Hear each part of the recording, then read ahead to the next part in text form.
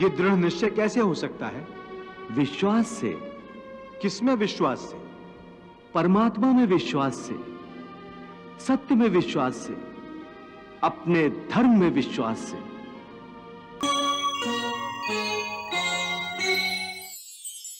केवल शरीर ही नश्वर है, आत्मा अनंत और अनश्वर है, जो शरीर के मारे जाने पर भी नहीं मरती है। न जायते मृत्यते वा कदाचिन, नायम भूत्वा भविता वा न भूयः, अजो नित्यः शाश्वतो अयम पुराणो, न हन्यते हन्यमाने शरीरे।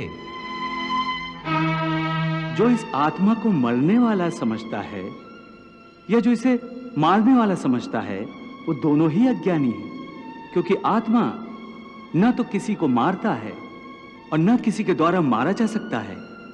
इसलिए किसी के मरने या मारने का शोक किए बिना तू अपना कर्तव्य कर। तेरा धर्म युद्ध करना है, तू अपना धर्म समझकर युद्ध कर। किसी के गांव पर डाकू हमला करके गांव की लड़कियों का अपहरण कर रहे हैं। उसी समय किसी का पिता मृत्युशैया पर पड़ा जीवन की अंतिम सांस ले रहा है और पुत्र से बार बार पानी का एक एक घूंट मांग रहा है। उस समय उस व्यक्ति का क्या धर्म है? अपने पुत्र धर्म का पालन करे या उसके गांव की लड़कियों पर जो संकट आ गया है उनकी रक्षा के लिए तलवार उठाकर उन डाकुओं का मुकाबला करे? इसका निर्णय कोई दूसरा कैसे कर सकता है? इसको धर्म का दोराहा या धर्म संकट भी कहते हैं। उस समय उसकी आत्मा जो आवाज दे वही उसका धर्म है। इसलिए हे अर्जुन, हर प्राणी का धर्म व्यक्तिगत होता है।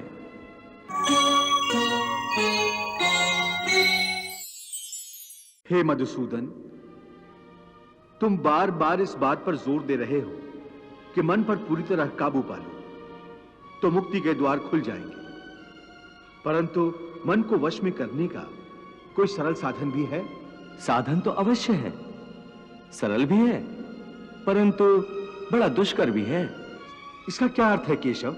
यदि तुम धीर मति वाले हो, दृढ़ निश्चय वाले हो, तो यह काम सरल है, और यदि तुम्हारी मति धीर नहीं है तो दृढ़ निश्चय नहीं कर सकोगे, और दृढ़ निश्चय नहीं कर सकोगे तो जन्म जन्मांतर तक भटकते रहोगे।